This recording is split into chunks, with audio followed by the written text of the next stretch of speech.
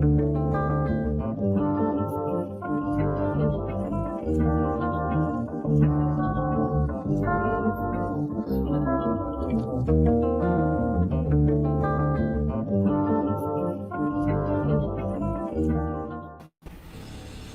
Shalom, it's your brother Yawanathan. It's brother Yakazak. And first and foremost, we want to give all praises to the Most High, Yahweh, Bahashem, Yahweh Shai, Bahashem, Rakakadash. Want to give double honor to the apostles and the elders of Great Millstone. I want to say Shalom to all the brothers and, of course, the few sisters who are pursuing this truth in sincerity. All right, may the blessing of election be upon your house.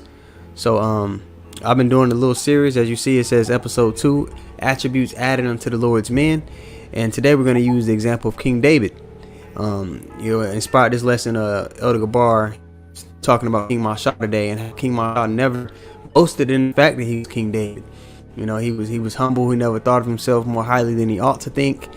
And so we're gonna go into those examples. Anything you want to open up with or say, Elder? At the end of the day, with all that getting, you need to understand. You have to understand that some things are going to be proven through faith. That's right. Just because you don't believe it don't mean that we don't believe it. That's right. We believe that when we never that these things are the truth. So if somebody doesn't believe, that's fine. You know what the Lord said. He that believeth on me, as the scripture says, out of his belly shall flow rivers of living water. You see? So at the end of the day, if you believe it, you believe. If you don't, you don't. You see? And at the end of the day, somebody's going to be right and somebody's going to be wrong. But we choose to go into the scriptures. You got it. That's right. So we're gonna go into 3 different examples of King David and attributes that he displayed. Same attributes that are going to be built up in us. Okay, so the first is when King David was chosen. So we're going to go to First Samuel, the 16th chapter, and let me get it on the screen here for you guys so you all can see. You brothers have an echo going on. Okay, Odom Natazakba said we have an echo going on. Let me see.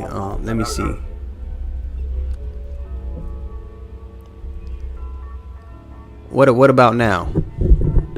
Is it better now? It might be coming from my end.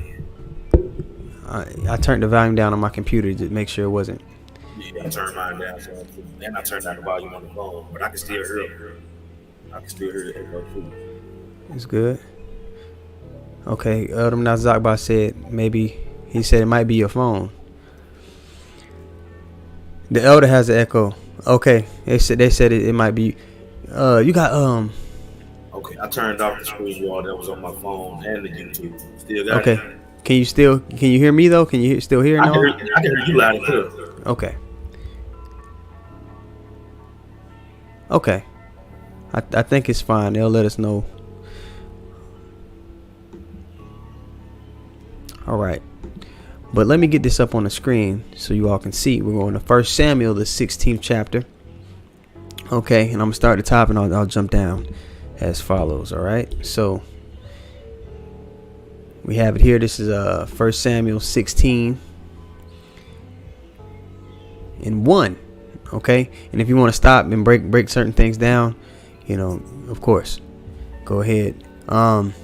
It says, and the Lord said unto Samuel, how long wilt thou mourn for Saul, seeing I have rejected him? I just throw my hand up so we ain't talking over each other. Okay.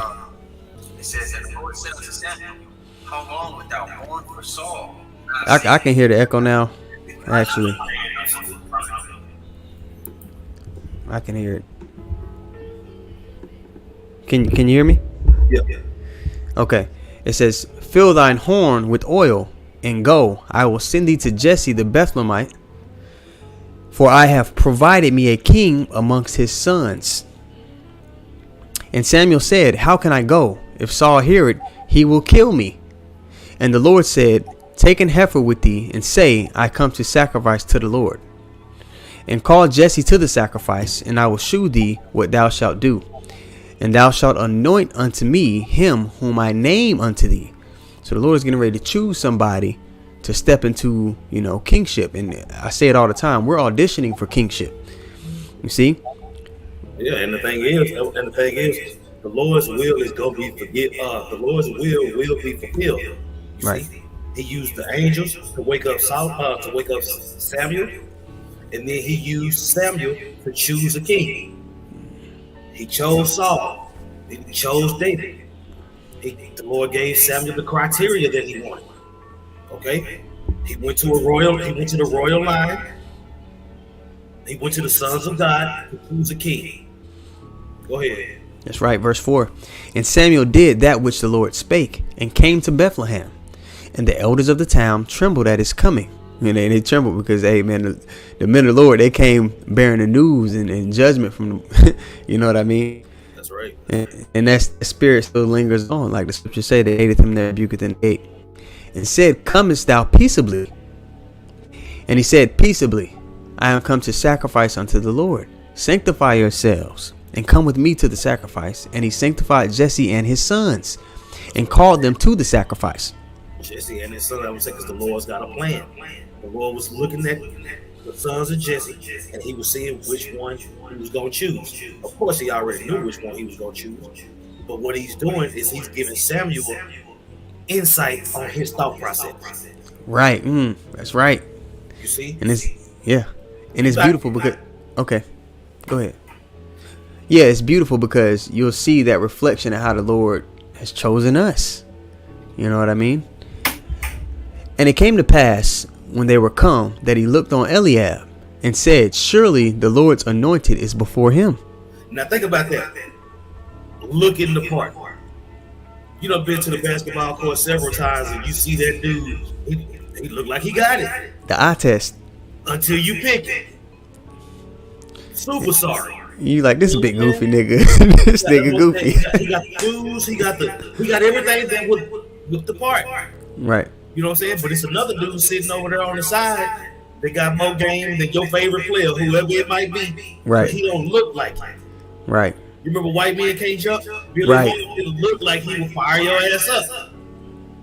But what did he do when he got out there? He was lighting it up. Cooking. That's what you look like.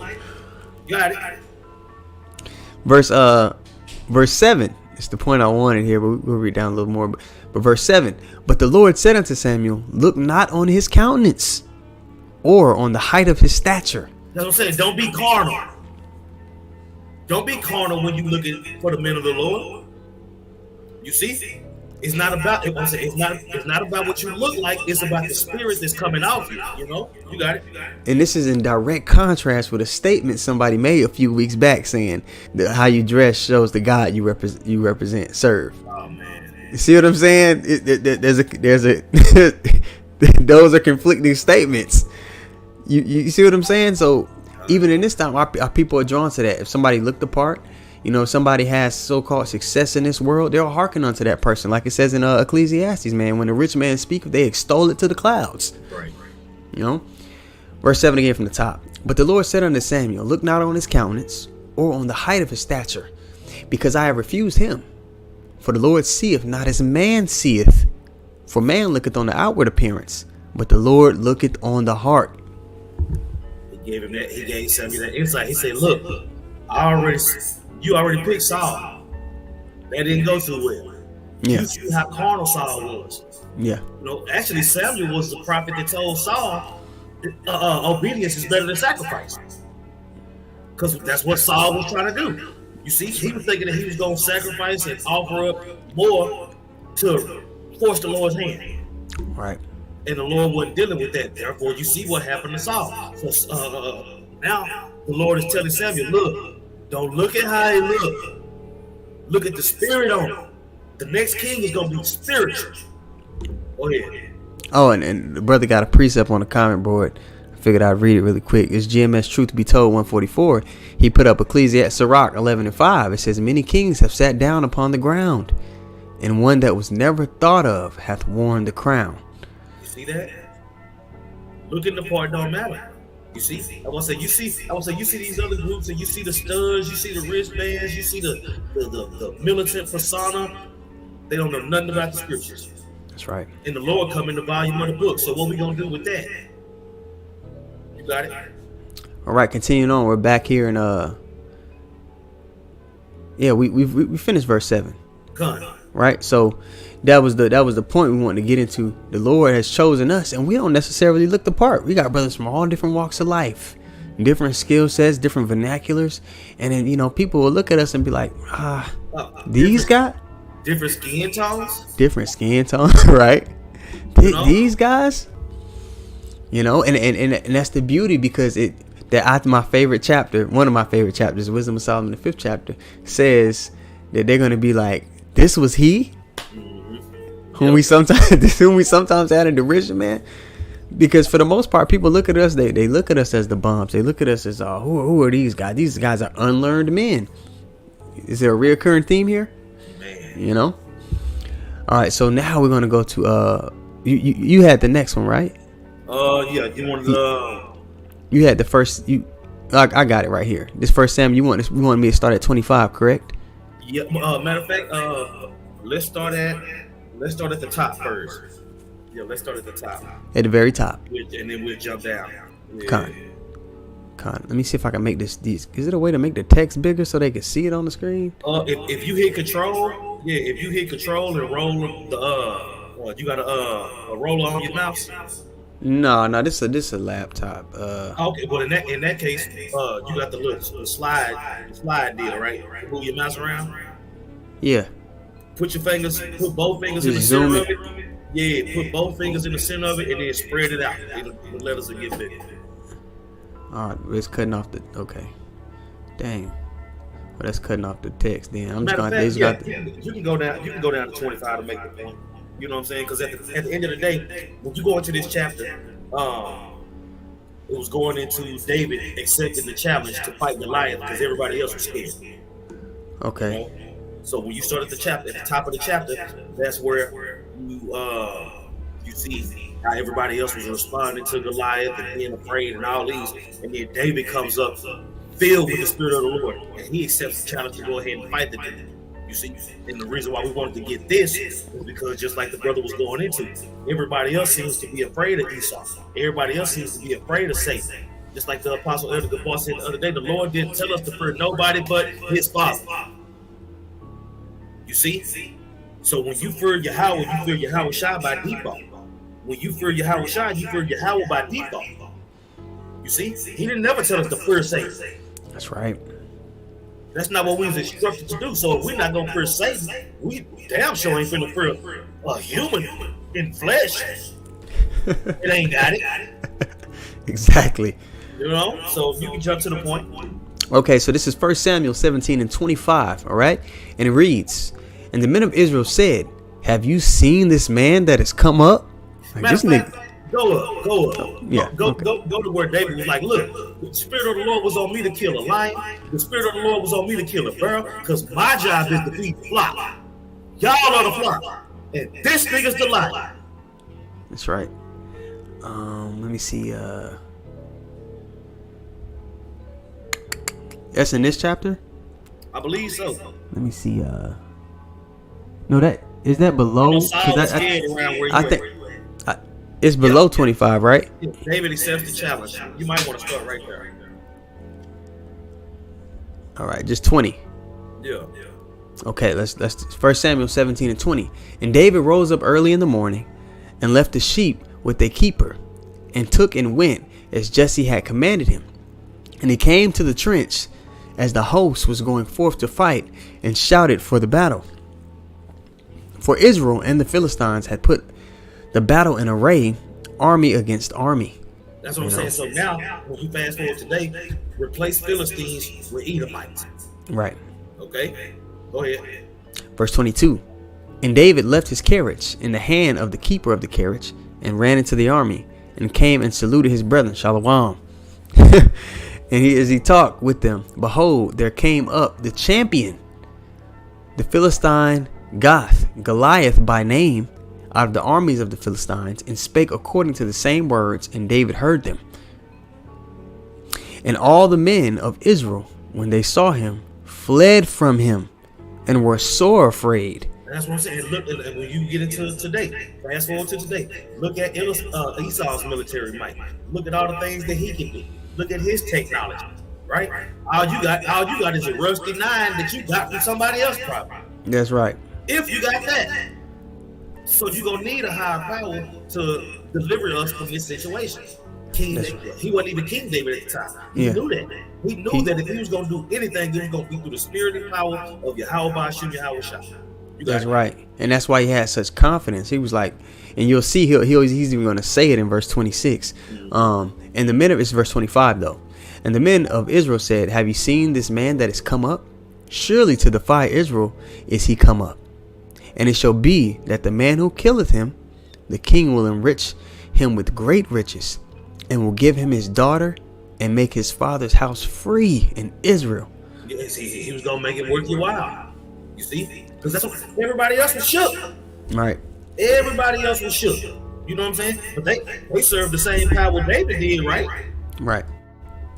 That's what I'm saying. You got all these dudes hollering Yahweh Ba'ashem Yahweh Shai. They ain't about that though. Yeah. And like I say all the time, we hope and we pray that the zeal that we show on camera on these videos is increased 100-fold when our head is under the guillotine, or we on a fucking shooting range or firing squad in front of the firing. You got it. Yeah, and to capitalize off the point when you said he's gonna make it, the king was gonna make it worth his while. Hey, Yahweh Ba'ashem Yahweh Shah is gonna make it worth our while. See, you should sit on 12 thrones judging the 12 tribes of Israel. We're talking about kingship, rulership, godhood, lowercase g. You understand? So this is like a correlation with our story in a sense. That's right. You know? All right, so verse 26. The Lord says, who will rise up for me in those days? Who will stand for me against the evildoers? That's what I'm saying. And our King David, he was about that. Right. He wasn't even the king yet. He was still a stripper. A young man. Right. You got it. Verse 26, and it's going to show you that was David's mentality here. And David spake to the men that stood by him, saying, "What shall be done to the man that killeth this Philistine, and taketh away reproach from Israel? For who is this uncircumcised Philistine, that he should defy the armies of the living God?" That's what I'm saying. That's how we are. That's how we are. We're not worried about what can come and what can harm us and all that. That's right. Because we believe that the Lord is going to deliver us from that. Period, point blank. And even if we don't, make it in this body, we're gonna be raised up first because we died in the truth. You got it. That's right, man. Verse 27, it says, "And the people him saying, after this manner, saying, so shall it be done to the man that killeth him. And Eliab, his eldest brother," and remember, this is the one that Samuel thought was going to be chosen, if I'm not mistaken. We read it earlier. "And Eliab, the eldest brother, heard when he spake unto the man. And Eliab's anger was kindled against David, and he said, Why camest thou down hither? Why are you over here anyway? And with whom hast thou left those few sheep in the wilderness? I know thy pride and naughtiness of thine heart. Thou art come down that thou mightest see the battle." David ain't come to see. He came to get busy. He ain't come to David could have easily told his brother, "No, you came to see the battle. You came to see. I came to get to it. I don't know what you talking about." You know what I'm saying? Right. The Spirit of the Lord is on me because y'all scared. Right. See, you can be mad at me all you want, but that's what I'm saying. I believe that the Lord has put the Spirit on me to come down here and fight the battle that you want. Right. And that's what I'm saying. Same thing with these other groups. Yeah, we brothers, but we ain't brothers. Right. Okay? That's right. The Lord has put a distinction in between those who gonna have the Spirit on and those who not. And no matter what you look like. Right. Verse 28. Dang, that's fire. "And Eliab, his elder brother, heard when he spake unto the men. And Eliab's anger was kindled against David, and he said, Why camest thou hither? And with whom hast thou left those few sheep in the wilderness? I know thy pride and the naughtiness of thine heart, for thou art come down that thou mightest see the battle," which was not the case. Verse 29, "And David said, What have I now done? Is there not a cause? And he turned from him toward another, and spake after the same manner. And the people answered him again after the former manner." That's what I'm saying. Everybody was scared except David. That's right. Go ahead. Verse 31, And when the words were heard which David spake, they rehearsed them before Saul. And he sent for him. And David said to Saul, let no man's heart fail because of him. Thy servant will go and fight with this Philistine. That's what I'm saying. I'm not worried about everything that everybody else worried about. Yahweh, Hashem, Yahweh Shai got me. He showed me time and time again. I don't know what the fuck y'all scared of. That's right. Go ahead. Verse 33. And Saul said to David, thou art not able to go against this Philistine to fight with him. Look at this man. What you talking about, David? You know what I mean?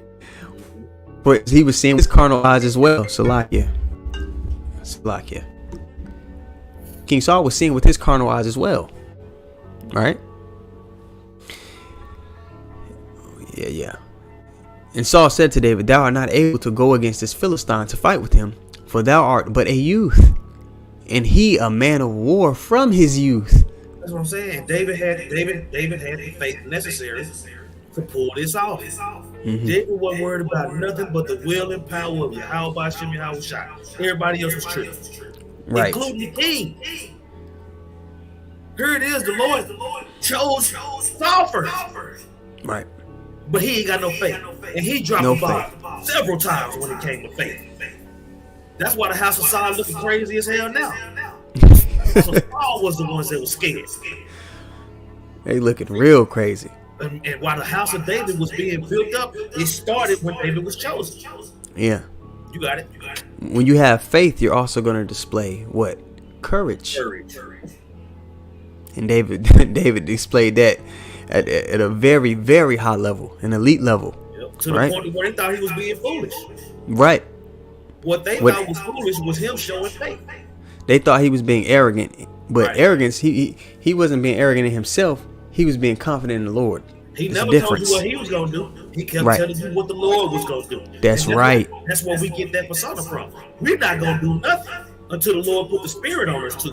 If we those men. See? That's just like how I say, look, don't tell Esau what you going to do to him, how you going to beat him up and do all that. Read Ezekiel 25 on the bitch ass. He can't do nothing. Do just that, yeah. All right. So, verse 34, it says, and David said unto Saul, thy servant kept his father's sheep, and there came a lion and a bear, and took a lamb out of the flock. And I went out after him and smote him, and delivered it out of his mouth. And when he arose against me, I caught him by his beard, and smote him, and slew him. Thy servant slew both the lion and the bear, and this uncircumcised Philistine shall be as one of them. That's what I'm saying. Thy servant. He was saying what he was able to do because of the Lord. David know he didn't kill that bear by himself. He know he didn't kill that lion by himself. That's right. Whose servant is he? He's the Lord's servant. And that's what he said. He's like, look, if the Lord is on me, I can't lose. Yeah. And all y'all scared, and we supposed to serve the same power. This nigga scared. Right. He had every right to be shot.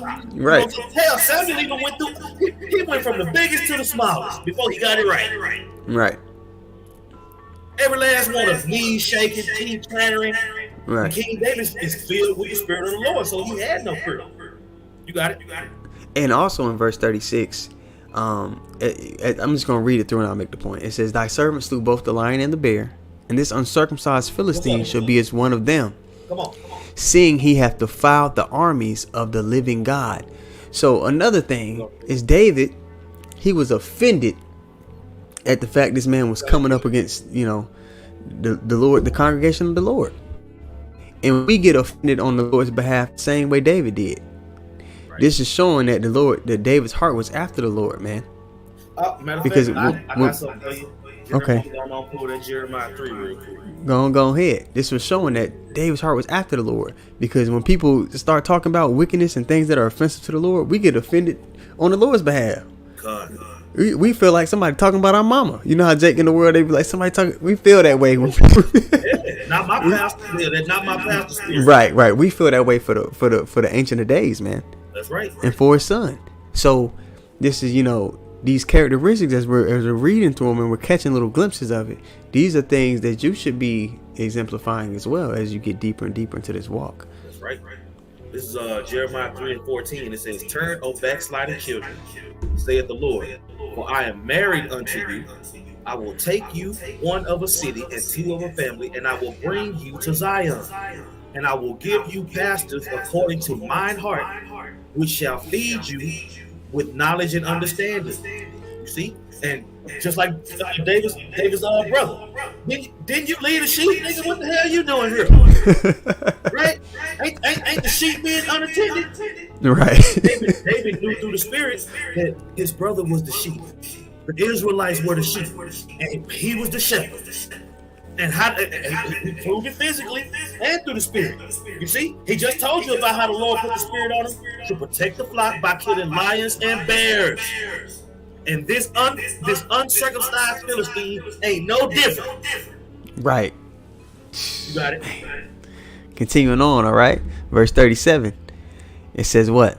David said, "Moreover, the Lord that delivered me out of the paw," and again, look who he's giving the credit to. Look who he knows he's not doing it of his own strength, of his own accord. It's by. Right? That's it. David said, "Moreover, the Lord that delivered me out of the paw of the lion." He and said, out of "The the Lord delivered me out of the paw of the lion. The Lord delivered me from that bear. The Lord wanted those sheep to be protected." Okay? You That's got right. It's symbolic. Everything was spiritual, even by David's beginnings and everything. The whole way through, everything was spiritual about it. "The Lord that delivered me out of the paw of the lion and out of the paw of the bear, he will deliver." That's confidence. He will deliver me out of the hand of this Philistine. That's what I'm saying, man. And that's the point. That's what I'm saying. The Lord delivered us from the Babylonian captivity. He delivered us from the Persians and the Medes. He delivered us from the Greco-Romans. But he ain't gonna deliver us from the second half of the Roman Empire. You gotta believe it. What was it? What? Throughout those kingdoms, you got lions, bears. Right. Right? Yeah, man. Come on, man. You got it. You got it. Elder Yashawamba says this all the time, man. You got to believe these things. We talk about it. We're studying, we're building ourselves up in the Spirit, but you truly got to believe, man, because that's how we're gonna overcome, by that faith, by that confidence that David had. That's right. You gotta have. I would say you gotta have the confidence. You gotta have the confidence to call on the name of the Lord. Right. Right. Look at Abraham. Abraham and Lot. They didn't know where they was gonna go. He said, "Look, Lot, if you go this way, I'm gonna go this way. We're gonna be good though." That's what happened. Right. So when you what's that? Romans 15:4. These things were written aforetime for our learning. I get it. You see? Roman. And when you go back into these accounts and you see the belief and you see the faith, and then you see what that belief and that faith is up against, and you see how whatever it's up against gets his ass whooped every time. That's why I say you can't beat faith with carnality and bullets and bullshit. Go ahead. It just made me feel dirty when you said it. it just felt dirty. Like, nigga, that don't make no sense. Anyway, verse 15 is Romans 15:4. All right. It says, "For whatsoever things were written aforetime were written for our learning, that we, through patience and comfort of the scriptures, might have hope." That's what I'm saying. That's why we able to hold fast that which is good. That's why we able to get. You know what? When the shit hit the fan, we got a lesson to put out. And we're going to have to do that until it gets worse and worse and worse. We get that. You see, we know that our forefathers had to wait. And we know that they waited. That's right. And we know they're going to be rewarded. Yeah. It's just that simple with us. You see? Yeah. But you got people that don't believe, that want you to make them believe. And it's just not going to happen. That's not how it works. So if you think it's up to us, me and you one, to convince you that the Lord is real, you tripping. we tried our best. And if you don't get it, that's what I'm saying. We don't care if you don't believe it. We do. When we heard this word, it was mixed with faith. Our wardrobes changed, our minds changed, everything. Right. You got it. As a precept, I want to back up just going into the confidence that we are supposed to exhibit. And because you brought out the Romans, right? The things written aforetime for our learning, and it's constantly stated to us throughout the volume of the book. This is First Maccabees 2, and I'll start at 50. It says, "What? Now therefore, my sons, be zealous for the law, and give your lives for the covenant of your fathers. Call to remembrance what acts our fathers did in their time." Right? That things are written aforetime. "So shall ye receive great honor and an everlasting name." And then it gives all the accounts of the different men who displayed that confidence in the Lord. The Lord would be there and have their back in times of trouble. All right. Verse 52, it says, "Was not Abraham found," you mentioned Abraham, "was not Abraham found faithful in temptation, and it was imputed unto him for righteousness? Joseph in the time of distress kept the commandment and was made Lord of Egypt." And it just goes on like that. So again, when you blessed is he that readeth. This is how you build up that confidence, because you're seeing that the Lord did it time and time and time again. See, with different men in different generations. That's right. You know, that's what, bro. You can mess around and be one of those prophets coming back. Right. You know, whether we are or not, we don't know. But the important thing is to have that mentality. Yeah. Every prophet that we read about, of course they died. Right. But that don't make the Lord a liar. That just means his plan is bigger than what you're thinking about. Yeah. Hey, my thoughts are not your thoughts. Yeah. Your mind is small. Yeah. So if you can't see that the Lord is in full control, then that ain't up to us. But that's what I'm saying. David saw that the Lord was in full control, and his brothers that were in the army didn't see it. You got it? All right, so now we're back to 1 Samuel 17th chapter and 37. All right, it says, "David said, moreover, the Lord that delivered me out of the paw of the lion and out of the paw of the bear, he will deliver me out of the hand of this Philistine. And Saul said unto David, Go, and the Lord be with thee." And the Lord was.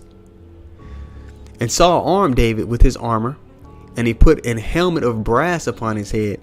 Also he armed him with the coat of mail." Now, David didn't need that armor. He wasn't trusting in that. Just like we're not trusting in a gun. We're not trusting in, if you stocking up stuff, that it's on you, but you're not putting your faith in it. Saul was so shook, he gave David his armor. The king. If you gonna give him your armor, you might as well give him your kingdom. Because that's exactly what happened with your scary ass. I was scared as hell. You see? Oh man. Let that shit get. He was so shook. He gave David his armor. When it was well known that Saul would get out there and fight. He gave his armor up, and David was like, "What I'm gonna do with this shit? You gonna get me killed, man." Go ahead. Because you really, Lord, give you the eye staff, He give you the spirit to really see it. Picture a big old Benjamite, you know what I mean? Giving this young boy his armor. All right, David, you go do it. The Lord be with you. You'll be like, nigga, what? This your king? You know the little meme they got? Is this your king? Right, man. That man was unequipped for that seat. Right. All right, continuing on. It's crazy. Verse 38, "And Saul armed David with his armor, and he put an helmet of brass upon his head. Also he armed him with the coat of mail. And David girded his sword upon his armor. And he essayed to go," I hope I'm saying that right, "for he had not proved it. And David said unto Saul, I cannot go with these, for I have not proved them. And David put them off him. And he took his..." Yep. He put off that weak nature. That weak nature. You see that? Y'all gonna stop acting like we ain't reading this Bible, man. That's right. This book is alive, man. This is a live document. And it ain't our fault that you don't believe it. Go ahead. Verse 39, "And David girded his sword upon his armor, and he essayed to go, for he had not proved it. And David said unto Saul, I cannot go with these, for I have not proved them. And David put them off him.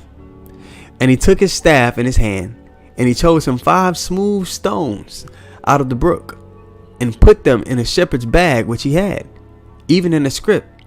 And his sling was in his hand, and he drew near to the Philistine." That's what I'm saying. He took off that. He put off that weak nation. He grabbed them 5 stones, and it only took one. I wonder who that stone could have been. The cornerstone. How about that cornerstone? Yeah, that chief cornerstone. He only needed one. He only needed one rock. That's right. We only need one rock. That's right. Let's go. 31.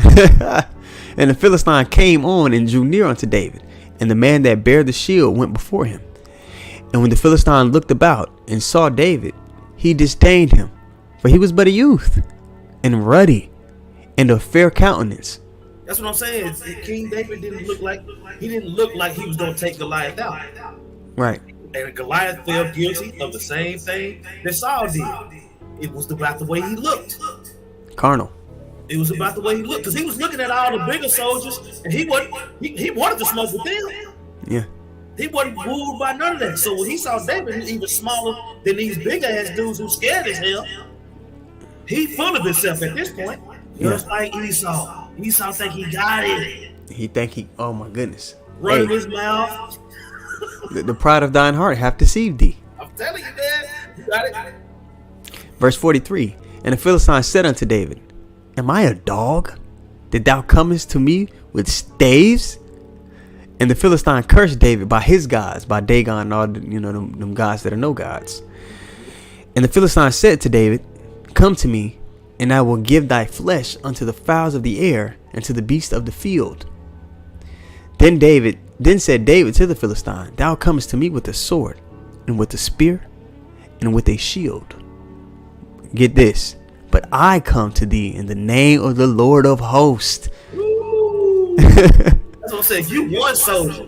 I'm coming for the Lord of armies. Yeah. The Lord of armies got my back, so you ain't that big to me. You finished, bro. Like you're not. It's not what you think. It's not gonna go how you think. He wasn't moved at all. Go ahead. All right. But I come to thee in the name of the Lord of hosts, the power of the armies of Israel, whom thou hast defiled. Hey, he said who thou hast defied. Defy Salakia. You defied my Lord in front of my people, and you think you gonna walk away?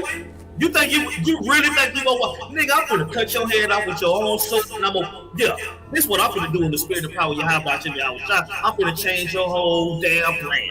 That's right. And that's why we get offended the same way when we see this devil come up against the Lord. And what the Lord has set in place, it sets us on. We're vexed from day to day with the filthy conversation of the wicked. The whole mindset of the people. It's like, bro, are you serious? You know what I mean? We feel that same way that David felt. Right. All right, let me read that again because I messed up that word at the end. But I come to thee in the name of the Lord of hosts, the power of the armies of Israel, whom thou hast defied. That's what I'm saying. You're not finna defy my God right in front of me. That's what I'm saying. In front of the king? That's right. And the army? Are you for real? Let's go then. Let's rock. 46. This day. Yeah. This day will the Lord deliver thee into mine hand. The Lord will deliver thee into mine hand. That's right. And I will smite thee and take thine head from thee. And I will give the carcass of the host of the Philistines this day unto the fowls of the air. Bro, that's like telling your defender, I'm going right. It don't matter what you do, I'm going right. I'm going right. And you can't, and you ain't gonna be able to stop it. Hey, you got to talk about Jordan and Kobe. You knew that fadeaway was coming. I'm telling you. But damn if you was gonna stop it.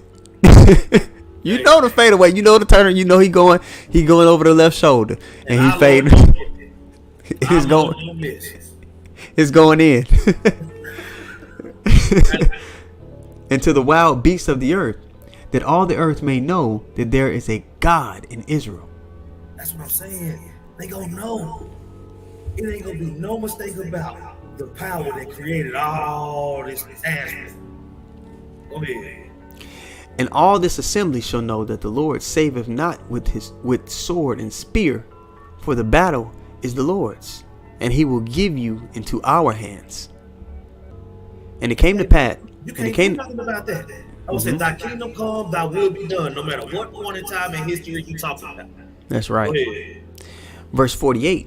And it came to pass when the Philistine arose and came and drew nigh to meet David, that David hasted and ran toward the army to meet the Philistine. And David put his hand in his bag and took thence a stone, we know who that stone is, and slang it, and smote the Philistine in his forehead, that the stone sunk into his forehead, and he fell upon his face to the earth. Bro, that was like King David pulled out a pistol and shot that nigga in his damn head. Yeah, Throwing a rock. right. Think about that. He threw a rock and it was equal to pulling out a pistol Right. and blowing the nigga head off. And the precision he had to have. I seen people throw the slingshots. You could throw it hard enough to kill a man, but the precision, you on the run. The Lord had to be with you. That was the first shot. I'm telling you. That shot was 1 in a million. The Lord was with him. Yeah, and Goliath. Dead wrong. And dead.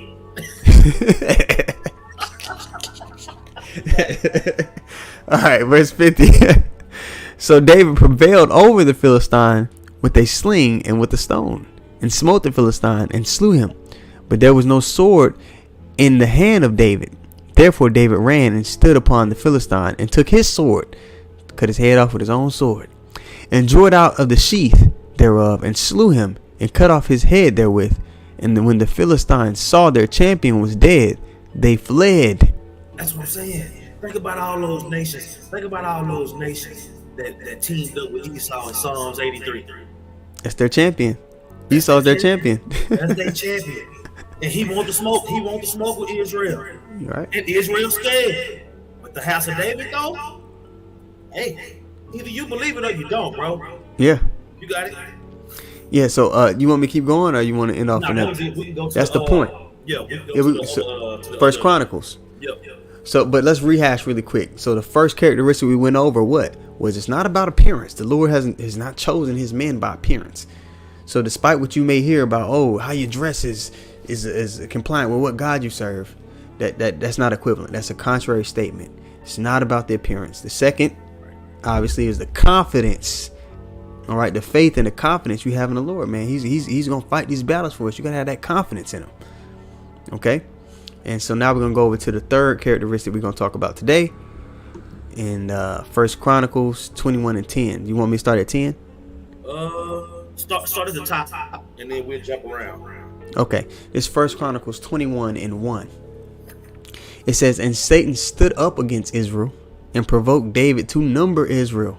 Now keep in mind, there's another account in Kings that match up with this one. And it's going into how the Lord was mad at Israel, and He was ready to get it. He was ready to get after him. You see.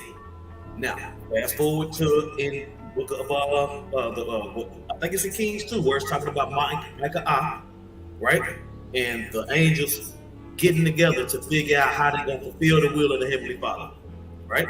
So the Heavenly Father was his. I'm gonna find it, man. I gotta find it. Okay. Type it up. Let me see. Kindle. What word Kindle is going to get now? Kindle Israel. See what they got on the comment board while you looking. Shalom and everybody on the comment board. One of the brothers said, David said, "Nigga, you bringing a knife to a rock fight." That's a good one. That's really funny.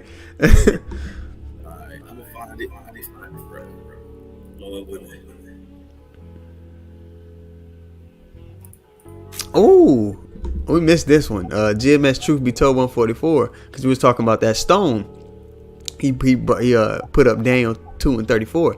It says, "Thou sawest till that a stone was cut out without hands, which smote the image upon his feet, that were of iron and clay, and break them to pieces." Because you mentioned earlier that Yahweh Shah was that stone that David threw, and then him being that stone, that shattered the feet of the kingdoms. That's right. That's beautiful too. I found it. Okay. What is it? So I can put it up It's on the. it's 2 Samuel 24, and we can start at the top. So we can go Okay. back and forth between these this same chapter. We're talking about the same thing. 2 Samuel 24. Yes, and we can start at. I read 2 Samuel, and then you can read the Chronicles. 24. All right, I'll have it up so they can see both. Okay, so you want me to read Chronicles right now? I'm gonna read Samuel first. Okay. Samuel, where is it? 2 Samuel 24 and 1. Okay, cool. Right? It says, and again the anger of the Lord was kindled against Israel, and he moved David against them to say, go number Israel and Judah. Right? Mm-hmm. So when David did that, it's gonna set forth a series of events that the Lord wanted to happen in the first place. Okay? The Lord was mad at Israel, so he got on Satan. Satan took the task to jump on David to number Israel so the Lord could judge the nation. Okay? Now, all right, it says, for the king said to Joab, the captain of the host, which was with him, go now through all the tribes of Israel, from Dan even to Beersheba, and number ye the people, that I may know the number of the people. And numbering Israel is you're going off, right? It says, and Joab said unto the king, now the Lord thy God add unto the people, right, how many soever they be, and hundredfold, and that the eyes of my lord the king may see it. But why doth my lord the king delight in this thing? Right? So Joab knows that numbering Israel is going off. So he's asking, what you need this for? Yeah. You back? Okay, come. All right. It says, and they passed over the Jordan River. All right, I'm gonna jump down to where he gave David the number. Right. Verse 9. It says, and Joab gave up the sum of the number of the people unto the king, and there were in Israel 800,000 valiant men that drew the sword, and men of Judah were 500,000 men. Right now, as soon as he got that number, right? It says, and David's heart smote him after that he had numbered the people. And David said unto the Lord, I have sinned greatly in that I have done. And now I beseech thee, O Lord, take away the iniquity of thy servant, for I have done foolishly. So as soon as Satan jumped off of him, he knew immediately what he had done. Right? Now you can go to your version in Chronicles. All right. First Chronicles 21 and 1. All right. It reads, and Satan stood up against Israel and provoked David to number Israel. And David said, yep. See that? The Lord wanted that to happen, and it did. So if the Lord wants Esau to go down, he's going the fuck down. He's the director of the movie. Goodness gracious. Go on. You got it. Verse 2. And David said to Joab and to the rulers of the people, go and number Israel from Beersheba even to Dan, and bring the number of them to me, that I may know it. And Joab answered, the Lord maketh his people 100 times so many more as they be. But my lord the king, are they not all my lord's servants? Why then doth my lord require this thing? Why will he be a cause of trespass to Israel? Nevertheless, the king's words prevailed against Joab. Wherefore Joab departed and went throughout all Israel and came to Jerusalem. And Joab gave the sum of the number of the people unto David, and all they of Israel were 1,000,000 and 100,000 men that drew sword. And Judah was 410,000 men that drew sword. But Levi and Benjamin counted he not among them, for the king's word was abominable to Joab. See, now when you jump down to when David was being judged for that, you see, you're gonna see how he handled it. The Lord gave him 3 options. I'm gonna do this, or this. You're gonna have to choose, right? And what David ended up doing was choosing what the Lord wanted in the first place, right? So he used David to fulfill his will, but he wasn't worried about how David felt about it. This is what the Lord is going to do. It's going to be done. And that's included with us. So the decisions that we make when it comes to guarding the flock and all these different things, it's gonna happen according to the way the Lord got it set up. We just gotta live it out. You got it? You want me to start at 18 or start down? Yeah, we can start at 18. All right, 1 Chronicles 21 and 18, it reads, Then the angel of the Lord commanded Gad to say to David that David should go up and set up an altar. You see how it's the Lord, then it's the angels, then it's man? Right? Okay, let's go.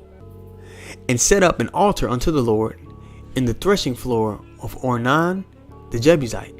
And David went up at the saying of Gad, which he spake in the name of the Lord. And Oman turned back and saw the angel, and his 4 sons with him hid themselves. Now Ornan was a threshing wheat. And as David came to Ornan, Ornan looked and saw David, and went out on the threshing floor, and bowed himself to David with his face to the ground. Then David said to Ornan, Grant me the place of this threshing floor, that I may build an altar therein unto the Lord. Thou shalt grant it me for the full price, that the plague may be stayed from the people. There you go. So you got these options for that sin that you committed. You see? And David didn't buck up. That's what I'm saying. He realized his fault, and he was immediate. Bro, as soon as Satan got off David, he knew he was out of pocket. He took accountability. And he went right into repentance mode. He was like, oh man. You see? And when he was given those 3 options, he judged it the best way he could in the flesh. He was in the flesh. Yeah. You see? He tried to pick the option that would be the least amount of casualties. Now, obviously, the Lord had him in a trick bag, because, but he tried. You could see that David wasn't about himself. Right. He was about the Lord and judging righteous judgment, the same way we ought to be. Because the Lord tells you that he's going to give you pastors after his own heart. And the Lord is perfect. But the thing is, man is not. So when you see a man's flaws, and you fall under the truth because of his flaws, you's a bitch. You's a bitch ass nigga. Yeah, I said it. Yeah. The bitch. And you see, if that's what I'm saying. If your salvation is based on another man and what he do, you's a bitch. Yeah, that's come on. Like what are we doing? That's not being a man. This truth makes you a man. And becoming disenchanted because somebody you learned from went off. That's weak. That's not being a man, especially not a man of the Lord. Just like you said, the characteristics of a man of the Lord. The Lord ain't looking for no busters. The Lord ain't saving no suckers. That's right. No jive time turkeys, none of that shit. None of that. You got it. All right, where was I? Verse 23. It says, And Ornan said unto David, Take it to thee, and let my lord the king do that which is good in his eyes. Lo, I give thee the oxen also for burnt offerings, and the threshing instruments for wood, and the wheat for the meat offering. I give it all. That's what I'm saying. So now he's in full repentance mode. He done built the altar, trying to make it right. You see, but the Lord already knew what David was going to do. You see? And that was pleasing in the eyes of the Heavenly Father. When we fall and we get back up, you see what's that? It's either Daniel 9 or Daniel 4. I always get them mixed up. But it's going into how Daniel was repenting for the nation because we all went off. You see? Acknowledging our offense and trying to make it right. Psalms 51. That's a go-to prayer. That was King David after he committed adultery and murder. Realized he was out of pocket. You see? And he begged the Heavenly Father to forgive him. So that's what I'm saying. We sin, we go off, we repent, and as long as you in this flesh, it's gonna be like that. That's right. You got it. You want me to keep going, or is the point made in that? I think the point was made. The point is made in that. So yeah, we went over 3 characteristics. Just to rehash it again, because repetition is the father of skill. Right. The appearance. The Lord is not picking or choosing by appearance. You weren't chosen for your appearance. 2, we went into the fact that you got to have that confidence in the Lord, man, that mighty confidence, not arrogance within yourself, but confidence in the Lord. And this point was David took accountability. He understood when he made that mistake, and what was his solution? To turn back, to repent to the Lord, man, to be in that broken and contrite spirit. Okay, so those are those 3 characteristics in today's lesson that should be added unto you. And you can pray for those characteristics too, man. Yeah. You see? And the Lord said there ain't nothing that you can pray for in his name that the Father won't give you. So either you believe it or you don't. That's right. And it ain't nobody else's fault if you don't believe. Fuck off with that weak ass shit. Yeah, I said it. But keep on saying it. You keep on displaying weak ass behavior, it's gonna be called out. That's flood behavior. Flood behavior. I would say why the elect gotta repent but nobody else do. Right. Hey. Eldam Natazakba, he made a statement maybe like 2 years ago while we was at camp. He said, I don't know what's wrong with Jake. You think we had to let go all our bad habits, but you get to come in the truth and keep yours? Absolutely not. That's not how it works. Not how it works. If you don't have nothing else, you can go ahead and close us out. I ain't got nothing else. Yeah, that was pretty much it. I was gonna go into Luke the 8th chapter and show, like, because we did kind of go into a little bit. Hey man, your walk shouldn't depend on another man's. If he make a mistake, now you become disenchanted. I think I'm gonna do that in episode 3. Okay. And I'm down the road with you. We do episode 3 together. We can go into Luke the 8th chapter because it kind of goes into the different types of people that come into this truth, and you got to be weighing yourself. Which person am I in this scenario? You know. So I think that'll be episode 3. Yeah, Lord willing, I'm down. All right. So, with that being said, man, once again, we want to give all praises to the Most High, Yahweh, Bahashem, Yahushai, Bahashem, Rakakadash. I want to give double honor to the apostles and the elders of Great Millstone. And I want to say shalom to all the brothers and, of course, the few sisters who are pursuing this truth in sincerity. All right. Blessing of election be upon your house. Shalom.